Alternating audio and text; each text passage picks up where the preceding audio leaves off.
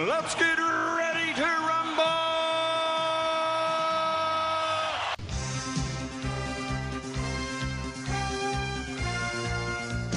Hello and welcome to Netflix versus Cinema, the podcast that is reeling and just trying to get over the fact that the Snyder Cut has been here, done, it's gone, it's done its damage, and it's gone. My name is Tosin and I am the host based up in the Midlands in Worcestershire, and joining me as always on the Isle of Wight are Sharon.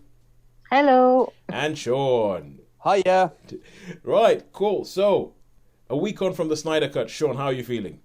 Yeah, I'm okay. I haven't actually watched it again. I've sort of gotten over it. So it's it's sort of.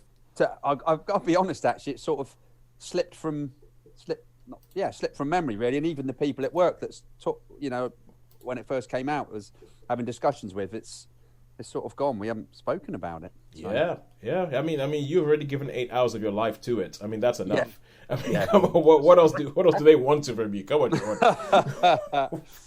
So it's but I think I think because I'm still getting news alerts about things to do with the Snyder Cut, but they're talking about you know how I was complaining last week about how it just seems that Zack Snyder has this habit of doing a film, and then after people have paid to see that film, going, oh, by the way, there's a whole other 2 hours I had that I didn't put into the first time. Come pay to see the film again. And the latest thing is you hear that they're going to release a black and white version of Zack Snyder's Justice League. Oh. Yeah. Why? Yes, why? Exactly. But there was, I moaned about the slow-mo. Yep. I got sent a little article from, I don't know if it's a Telegraph, 10% of the Snyder Cut is slow-mo.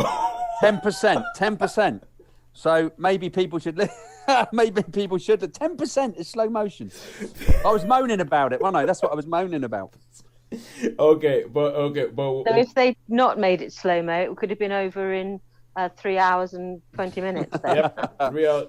Pretty much. All right, but we will move on. We will move on from the Snyder Cut. We will because I really feel that it's a case of the Emperor's new clothes. It's like, yeah. But when you actually look at it, it just takes one person to go, hang on a second. No. He's naked. He hasn't got much. Oh, but he's naked in black and white. So, on this show, Netflix versus Cinema, we're getting closer and closer to that title. Yeah. Yes, to that title being something that means something again. We're getting closer and closer to the fact where Netflix versus Cinema is going to happen again. It's like the big heavyweight boxing fight that has been delayed because, we're going to fight and then somebody broke an arm. And then we're going to fight and somebody contracted COVID. Almost quite literally in this case. And now finally we're going to get back to the place where film studios are getting more and more bullish about saying this is the date we'll be in cinema. They started releasing trailers for films like Spiral, which is the new version of Saw. They've started releasing trailers saying it will be in cinemas on this date. People are saying we're not just going to do things on streaming, but we're going to do things on cinema and as well. So we're getting closer to that date. So usually what happens is we will go and watch at least 3 things in the cinema each week, and we will come back and rate them. We will sit at home and we will watch 3 things on some streaming platform. Various streaming platforms are available. We watch something on them. We give them a rating and then we figure out who has won that week.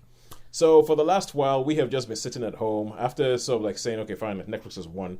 We've been looking at our viewing habits, seeing what it is we've been watching. And what we're doing recently is that every single week, one person, we might have watched multiple things. I'm looking at you, Shaun.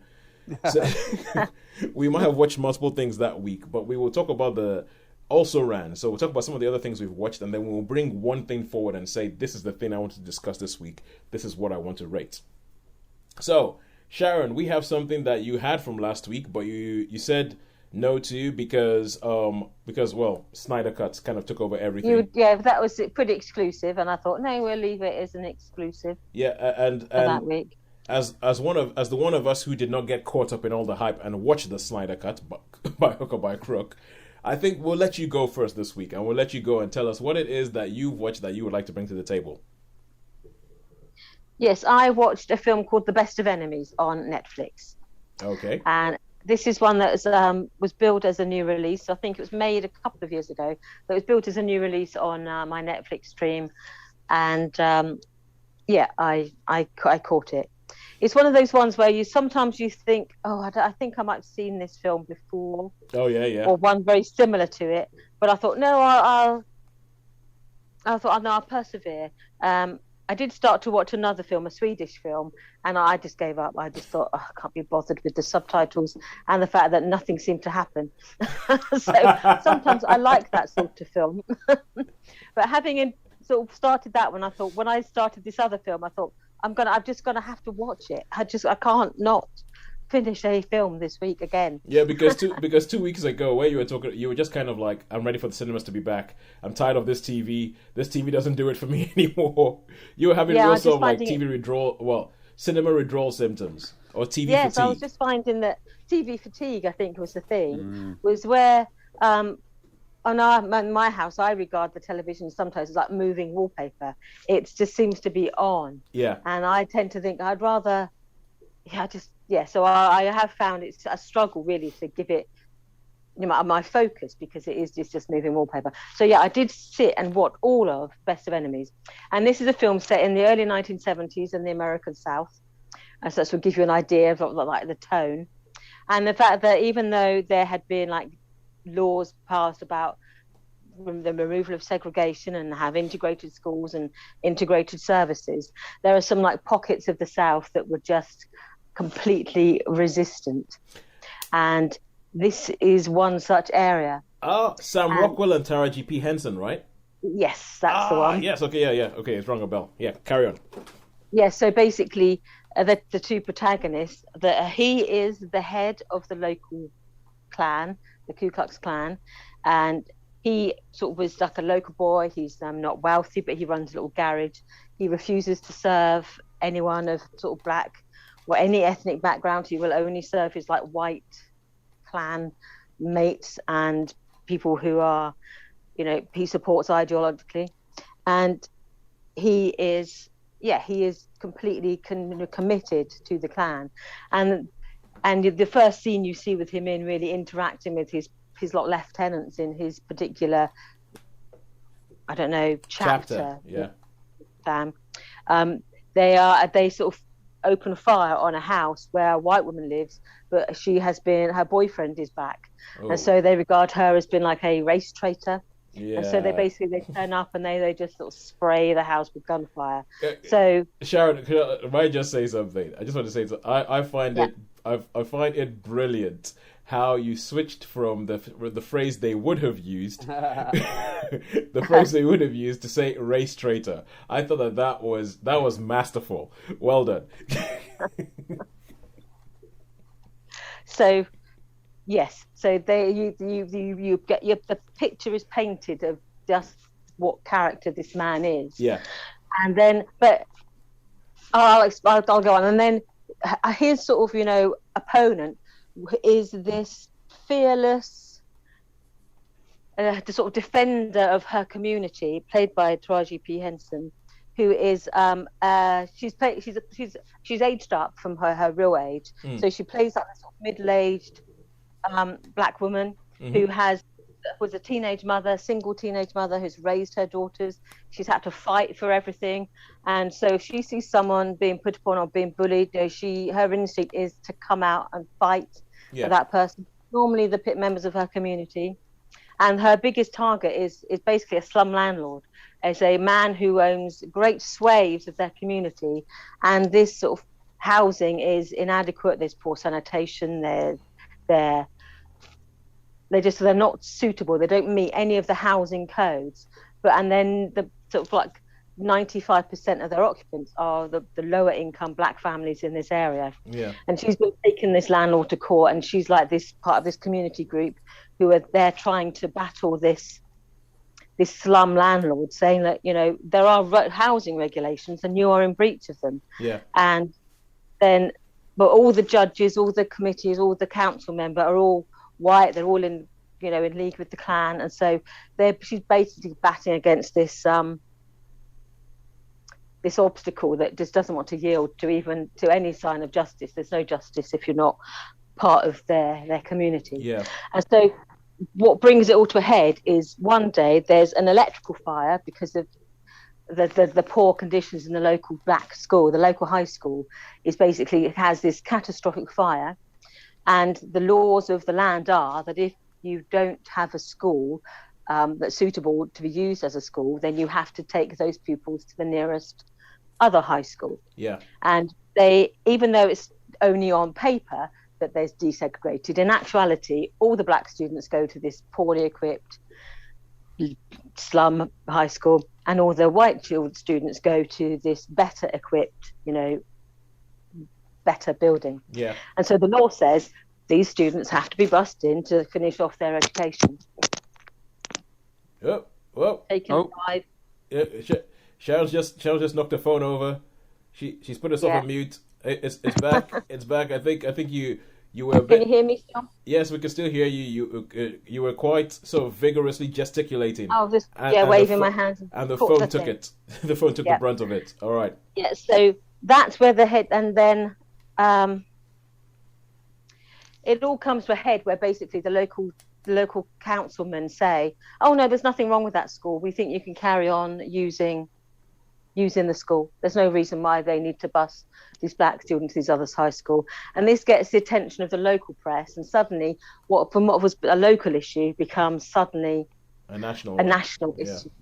And part of the I don't know what the acronym is, but it's an organization for about equality and equal rights. They had sent out these mediators where they try to mediate between these opposing groups to come to some sort of accord, and to avoid a court case in which they're suddenly slammed as being these white racists. Yeah. The councilmen and all the people of the community say, okay, they agree to undertake this mediation to see if they can settle some of these issues in the town. So do you know what that's based on a true story? It's based on a true story, yes. All right. And so that's when Sam Rockwell's character and Taraji P. Henson's character, who are based on real people, basically are forced to get to know each other. They're forced to work with each other. And because of the way it's set up, they have 8 members on this committee, and there are 4 white members, and there are 4 black members. And in order to get any motion passed, you have to have 6 votes. Oh, okay. So obviously this is the setup for it, and so far, there've been a couple of times when I've complained about your typical story about racism and everything like that, and you kind of know where it's going and all that. What do you think about this film? What do you think about the story that it tells, and what do you think about the performances and all? I thought the only interesting I found about it was that it took the time to actually make these people human. Okay.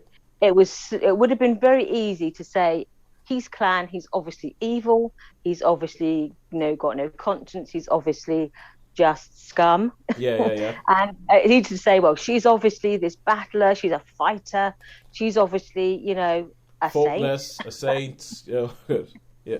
And so again, with the best of intentions, it would have been very easy to fall into those traps of evil white man, noble sort of black woman. Yeah. And I thought, because they took the time to say, actually, she's a complicated character.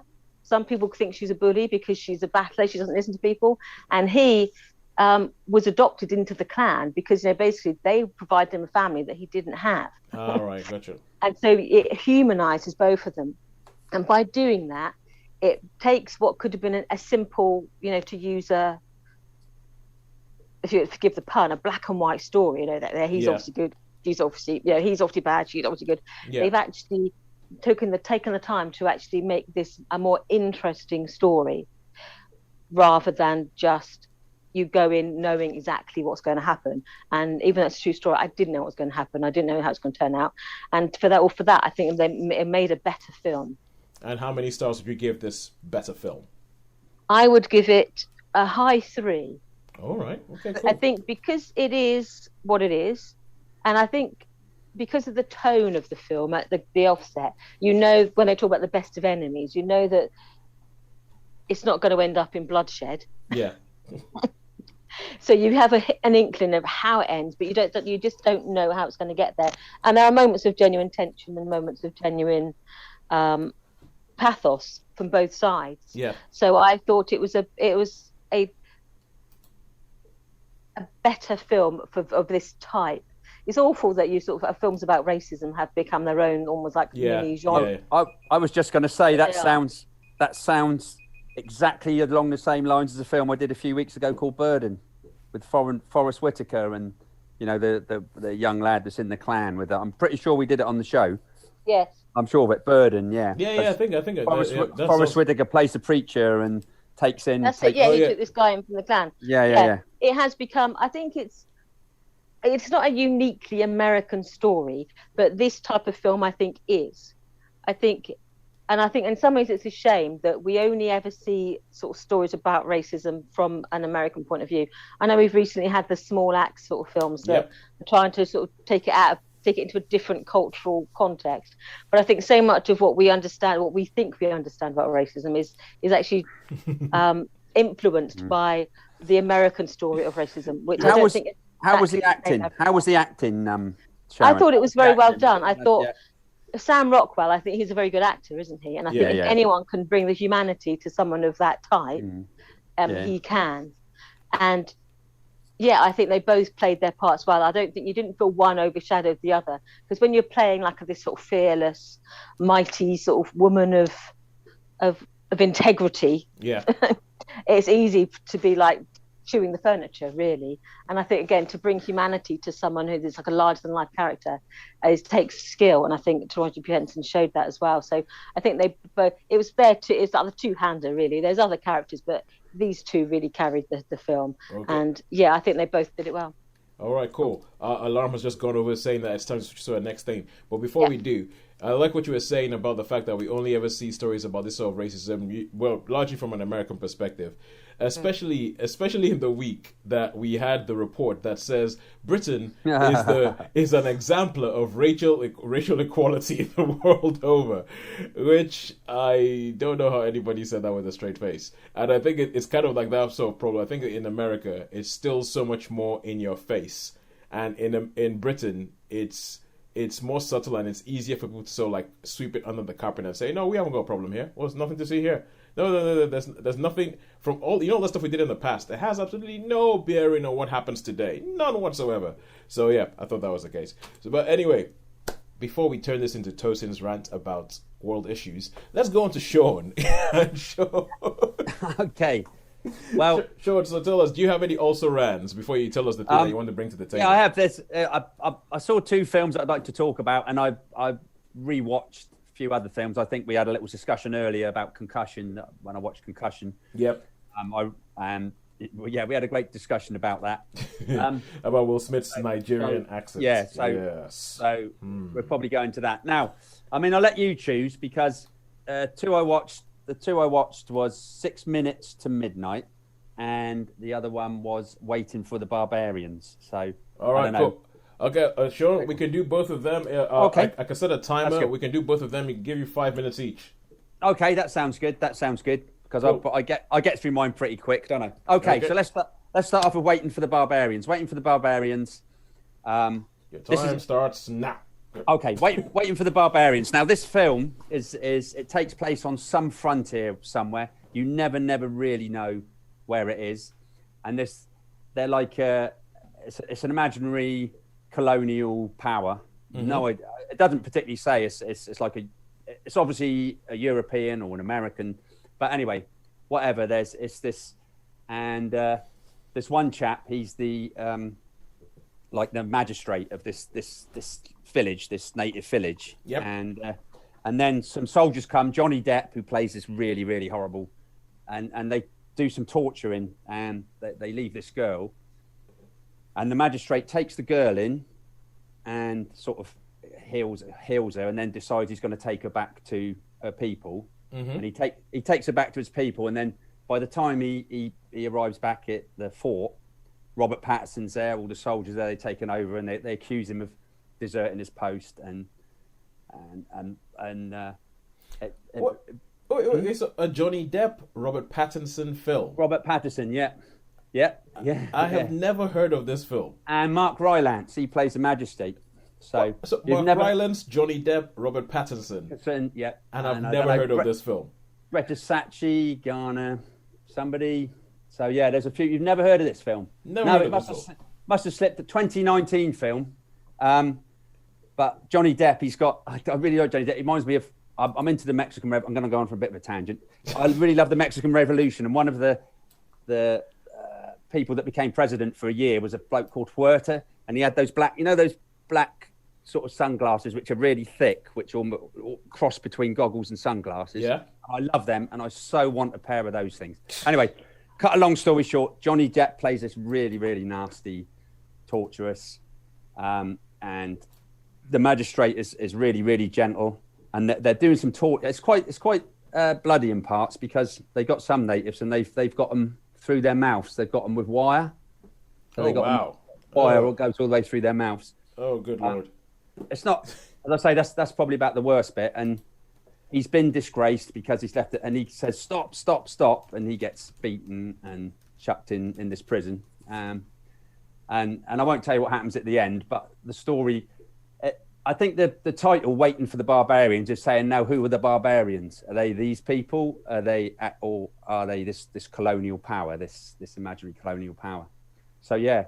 But I mean, that is a strong cast. That is a strong, and this film just totally disappeared. Yeah. And it's a really, really strong cast, and it was terrifically well acted. Even, I mean, Johnny Depp, sometimes he can be a bit over the top, can't he? But there's a couple of scenes, especially towards the end of the film, where he's really, really good. And I don't think I like Robert Pattinson, and he's been good in some stuff, but I don't think he was quite as good in this. Didn't quite convince me.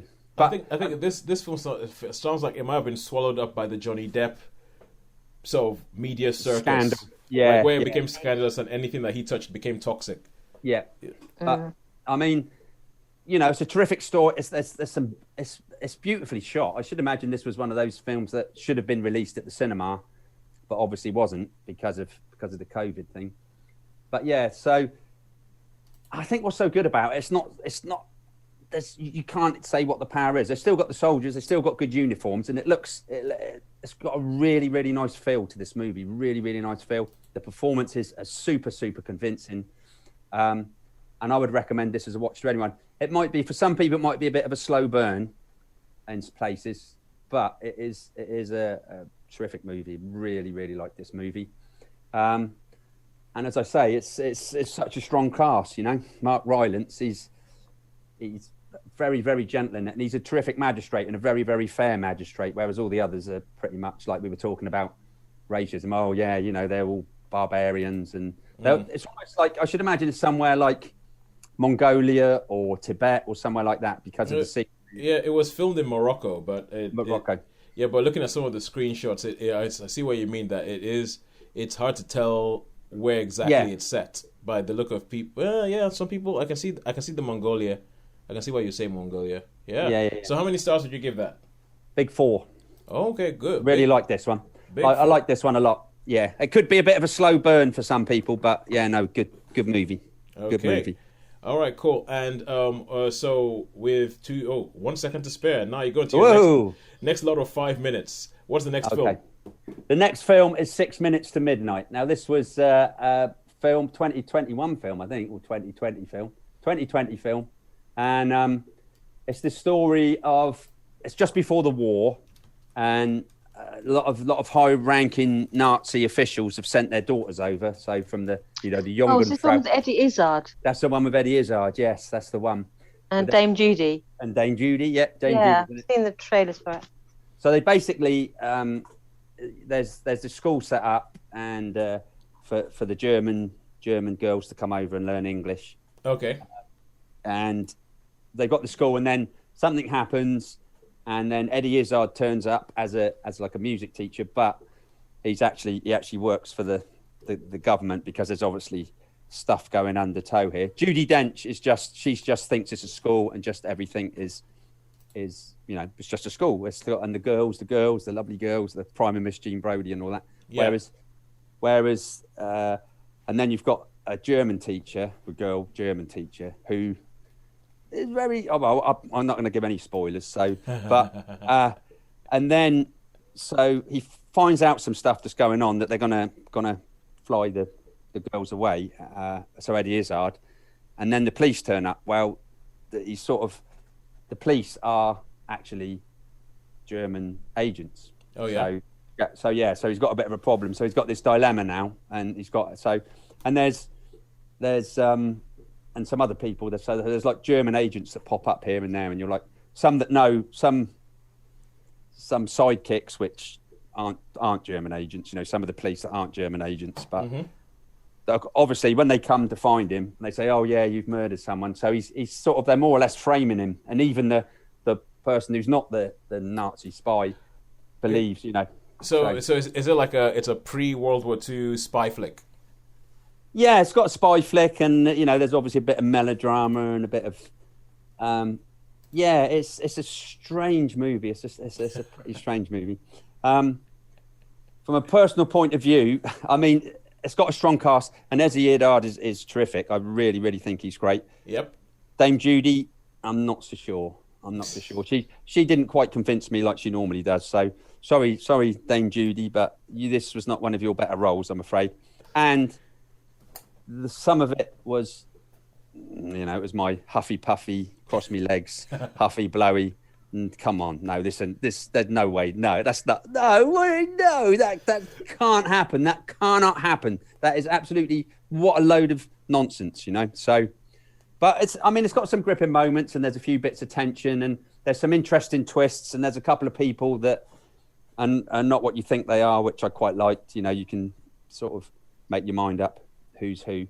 But yeah, it was watchable. Well, I don't know what else I can say about it, really. All right, so how many stars would you give it? I'll probably give this one a three star. Three star. Nothing majorly exciting, and a bit. I feel like Dame Judi has gotten to that stage of her career where it sounds horrible to say, but like, she doesn't really try. She just shows up and says the line, because I think she's getting towards the end. I mean, I was watching a YouTube video, and there was a thing that says it was like 10 actors that ruin any film that they're in just by being in it, and they had Robert De Niro on this list. They had Robert De Niro as in, like, they were like, nowadays, if Robert De Niro is in a film, that's a guarantee it's a bad film. And I was like, oh, come on, that is harsh. Harsh. That's very harsh. I think that is very, very harsh. But I think there's a bit of it that I think actors get to a certain time of their careers where it takes a lot of effort, and it's just kind of like, hey, okay, look, I'm just going to get paid. What do you want me to do? Stand there. And I think, for instance, look at the car adverts that Robert De Niro is in the UK. Yeah. Oh, good Lord. Yeah, that's it. But then when he started doing comedies, that I think was the beginning of the end of his greatest living actor sort of. I think trademark. I still like Analyze This. Yeah. Analyze This good, and he's still terrific in.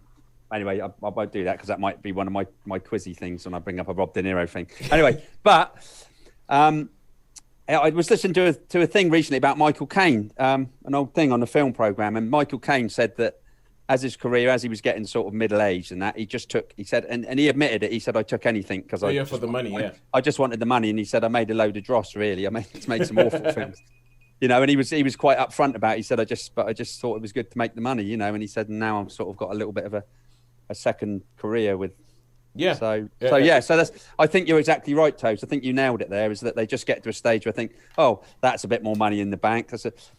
And I always remember there was a Barclays Bank advert with Anthony Hopkins. And he goes, big. And they asked me how much they'd pay, and he went, big, yeah. And I think that's it. I think if they're going to get the money. Well, yeah. I mean, when you think about it, okay, Judi Dench, she has nothing to prove to anybody anymore. She has nothing to prove to anybody. Although, if you want to see what some of the best things I've seen her do recently, it's in the TV show Staged. She has a cameo in Staged that is genius. That is absolutely genius in that. There's sometimes I look at her and she is okay. So I've been on film sets and stuff, and stories go around film sets, and they talk about Judi Dench, and people talk about how frail she is in real life. That when you see that she's actually said it quite herself that her eyesight's going, so it's actually quite. So she pretty much just sort of says, "Where am I supposed to look? Point me in that direction," and then she acts. but she can't. She actually has someone around to help her around sets, like to hold her hand and lead her from place to place. Wow. So yeah, so I look at her and I feel it might sound terrible, but she's on her way out, and and I just think, yeah, go get it, Judi. Don't tire yourself out doing all that research. Just go there, say the lines, and get your money. And I'm all for it. I'm all for it. Okay. I don't think it did her any favors when she won the Oscar. You were saying about you don't think it did her any favors when she won the Oscar. No, because she didn't get it for Mrs. Brown when everyone thought she should have done, and then she get it. Was it Shakespeare in Love? She got it for, or she got it for Shakespeare in Love. Because she was only in it for like 10 minutes, wasn't she? Yeah, she got Best Supporting Actress for Shakespeare in Love. She was on screen for 8 minutes. Yeah, so I think it didn't really do her any favors then, because it's almost like, well, you know what, they don't reward, or you don't. Everyone was like, why did they not recognize her Mrs. Brown, which was like a masterclass in acting, and yet they were like going, oh well, we better give Judi something. So I don't really think the Best Supporting Actress at Oscar, I think it's a bit of a poisoned chalice, because often people get that, and I don't think they go on to do great things afterwards. Well, maybe Renee Zellweger, possibly, but yeah, she got it but Renee Zellweger, she did have that dip, and she's only just on her way back when she got the Oscar for Judi. I think that's because she started doing sort of like older character acts again. But people like Marissa Tomei, I don't think she ever recovered from getting a. Oh no, okay, Marissa Tomei, because there were some horrible things said about Marissa Tomei when she won her Oscar. Like, for a long time, the urban myth was that what actually happened is that when the people opened up the envelope for Marissa Tomei, they said the wrong name. Like, people said that. Yeah, so there was. Is that what they said, or is that what happened? There is no evidence that that's what happened. Okay, then this is what it said. There's no evidence but there is it's kind of like how you have a whole section of the internet that bullies people to get the Snyder Cut released. There's a whole section of the internet that continues saying that Marissa Tomei did not actually win that Oscar, but that the people on the stage said the wrong name, and that wasn't the name that was on the card. And so after she got it from My Cousin Vinny, there's been like a whole bunch of horrible stuff said about her, and it's only just recently that she's beginning to have like getting into the MCU, and I think The Wrestler was a big one for her, being in The Wrestler, and I think there was a film, I think it was called Before the Devil Knows You're Dead, that I think she was in that one as well, and it started going, oh, you know what, this woman is actually an amazing character actress. But it's a good point you make. I'm racking my head and trying to think of great Judi Dench performances after she won the Oscar, and that is a good. I need to go have a look and see. I think she was okay in Victoria and Abdul, but it wasn't anywhere near as good as Mrs. Brown. No, it wasn't as engaging a story. It wasn't as I don't think it required as much of her. So that's a good point. Has a great Judi Dench performance post Shakespeare in Love. Oh wow. Oh no, I got one. Philomena. I've not seen that. Yeah, Philomena, I got it. Cool. And I haven't seen, what was the one you said before Philomena? I've not seen what did you say? What was the other Judi Dench one you said that Victoria and Abdul? No. No. Just before Philomena, you said another one. I don't remember. Oh right, okay. I forget what it was. It must have been quite. Anyway, yeah. But you said that one, but I haven't seen that either. Whatever it was. Yeah. Yeah. I don't remember. I don't remember what I said. And anyway, okay, cool. So we come to a final thing of this episode, which is going to be the thing I'm bringing to the table, and the program I'm bringing to the table is Solar Opposites, and it is So Disney Plus has recently decided that Disney Plus was too much of a kiddie place, apart from your Marvel shows and your Star Wars, like Mandalorian and all that. And they have some National Geographic stuff, but it was very kiddie focused, very family focused. And Disney owned a streaming service in the US called Hulu. And Hulu are the people who make TV shows like The Handmaid's Tale and all that. That's where they're the ones who actually make that. But a lot of the Hulu shows either don't show up outside of America or show up on other platforms like Handmaid's Tale shows up on Channel 4 in the UK. So they recently did this thing called Star, which is an addition to Disney Plus, which is essentially Hulu outside of the States.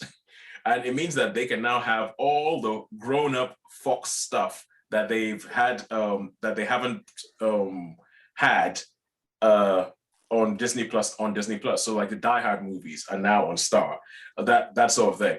And there's this TV show called Solar Opposites.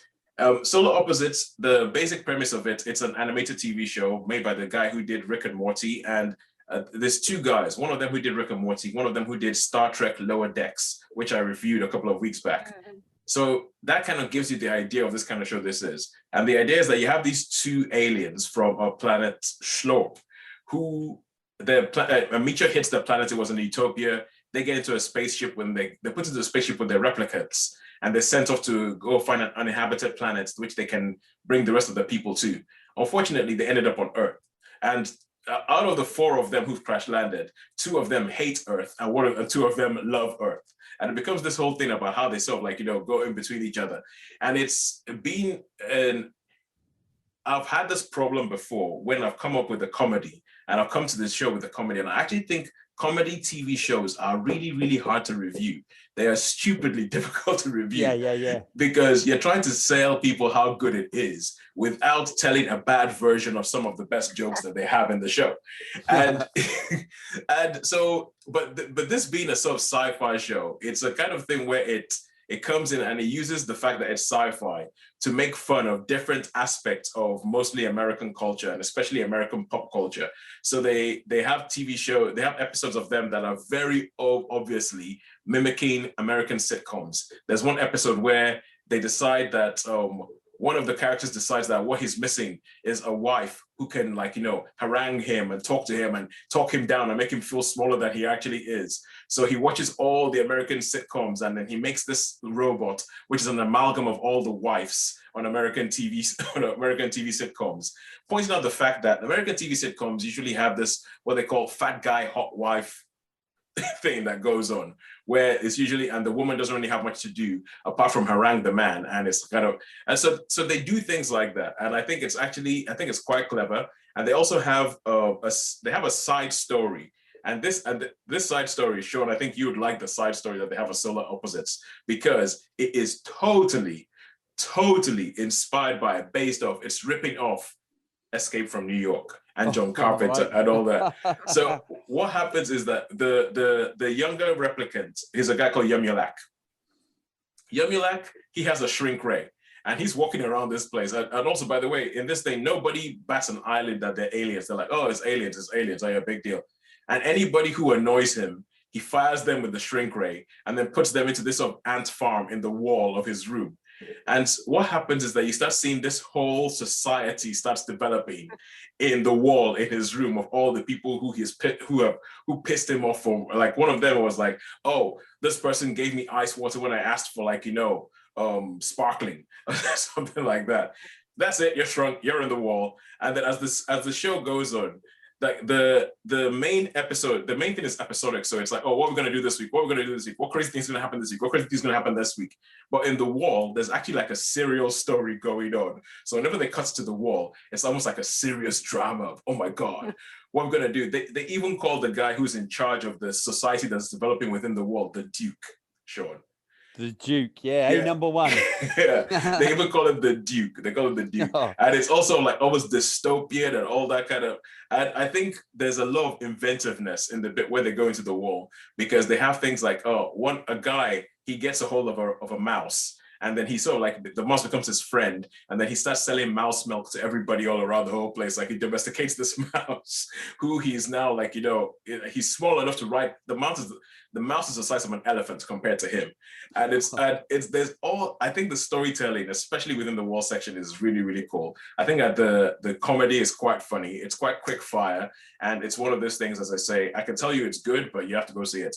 But I'll say, Shaun, if it's only for the escape to New York references, I think you need to watch the wall sections. Oh, okay.